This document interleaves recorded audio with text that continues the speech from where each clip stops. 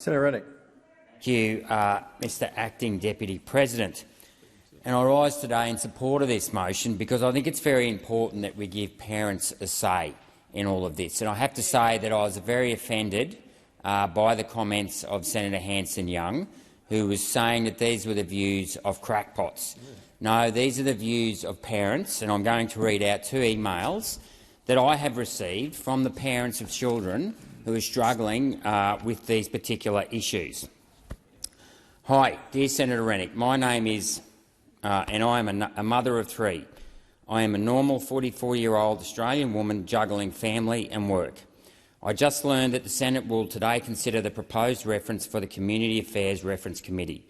I am writing that to you to ask you to please vote to support the formation of the committee. Last July, my whole world was turned upside down when I discovered that my 13-year-old daughter was questioning her gender, believed that this made her non-binary and that she was encouraged by her private counsellor to transition. My daughter has autism, ADHD, and was struggling with self-harm behaviours. Her gender questioning was part of this bigger picture, and yet all of her other pre-existing challenges were suddenly ignored and considered irrelevant because she really was not a girl, and she was supported in a belief that this would fix all of her problems. All of the help I could locate urged me to affirm her gender identity. I want the best for each of my children and do not want any of them to be limited as adults by the choices they made as children. It is unconscionable to affirm my 13-year-old's distress and lock that in as her identity and start on the medicalisation path, setting her up to be a lifelong medical patient and depriving her of some of life's greatest joys before she has ever had the chance to know what they might be, e.g. having children. It is a lonely and difficult path supporting my daughter and navigating a pathway of holding the space open for her to mature and work out who she is within a supportive framework that embraces the whole of who she is. I urge you to please vote in favour of the proposed reference for the Community Affairs Reference Committee. I am happy to be contacted and meet with you to provide any personal details that would assist you. I will read out another email I've received from another parent, and this is just one of many emails and phone conversations I've had with parents of children who are having sexual identity issues. Now, I'm not proposing that I've got the answers. I don't know. But what I do know is that parents shouldn't be cut out of this process. Dear Senator Rennick, I am writing to request that you vote in favour of the motion that has been put to the Senate. My story. I am the mother of a trans-identified female. Last year, my daughter inexplicably and without any evidence of gender dysphoria informed us that she is trans. She has commenced high doses of testosterone and will be having surgery to have her breasts cut off. We are totally shocked and cannot believe the medical profession is able to harmfully medicalise and mutilate her without any investigation into her mental health issues. If these doctors had even made minor investigations about her situation, they would have found out that she has been very ill on and off over the last 5 years, and very recently was so unwell she spent 18 months in a darkened room. She has a history of mental health issues which relate to her autism. If these doctors had asked whether she was healthy and happily working, they would have discovered that she was not, only back at work 2.5 days a week due to continuing health problems. It also appears irrelevant to the medical profession as to whether or not she actually has gender dysphoria.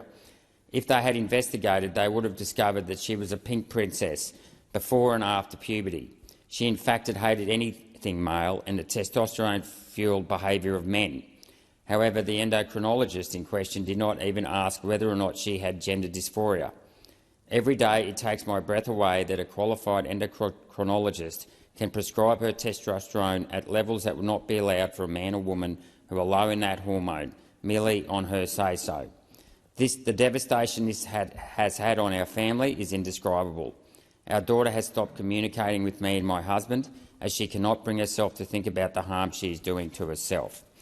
Now, Acting Deputy Chair, these are 2 stories of people that want their stories told.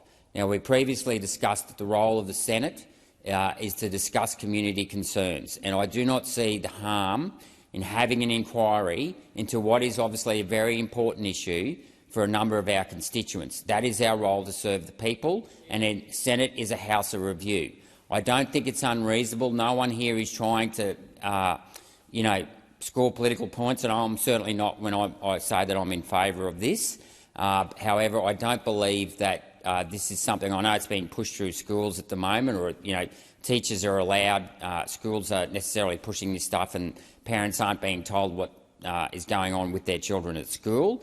I don't believe. The other thing I like to look at too is why, and we did this. The coalition allowed 14-year-olds to block their parents from accessing their health records on MyGov. Now, I don't think that's right either. As someone who has 3 children of my own, while they're living in my house, I will certainly want to know what they're doing, and I think that the role of the parent is extremely important in this. And I've heard from 2 parents here, 2 of many that I've heard from, who would like to say, when it comes to government involvement and the education department's involvement and the role of the medical community in actually assigning these people drugs that can change their hormones levels, and it's often, I'm told, very irreversible after a certain stage.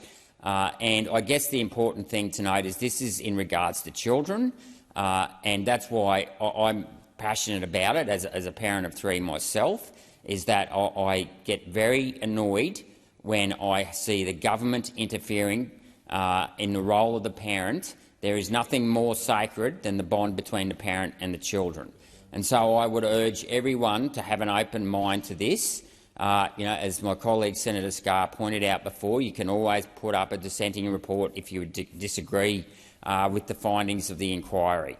But we live in a democratic society, and the role of the Senate is a house of review. And I think that this is an issue that's becoming more prevalent in the last decade, and I think that in itself justifies. And I'm not trying to make any judgments as to who's right or wrong. I think it must be incredibly difficult for a parent to have to be trying to deal with this particular issue, and I don't see why the government, on behalf, or certain senators who want to represent these parents, can't have an inquiry into it. Yet again, I'll say what I said earlier today. The Prime Minister Albanese said this would be an open and transparent government, and I ask myself why Labor and the Greens are against having an open discussion about the risks and the benefits of these particular procedures, and defending the rights of parents to have the dominant say in how their children are raised, because children are just that. They are children. There's a reason why we don't allow them to drink and smoke before 18. There's a reason why we don't allow them to drive before they're 17 or 18, is that they're too young to make decisions that may impact them later in life. And this particular decision in many cases is irreversible. It can be irreversible. And so we have to tread delicately with this.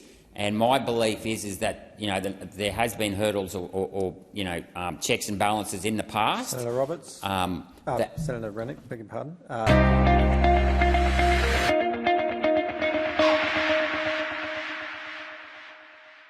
Authorised G. Rennick, LNP Chermside.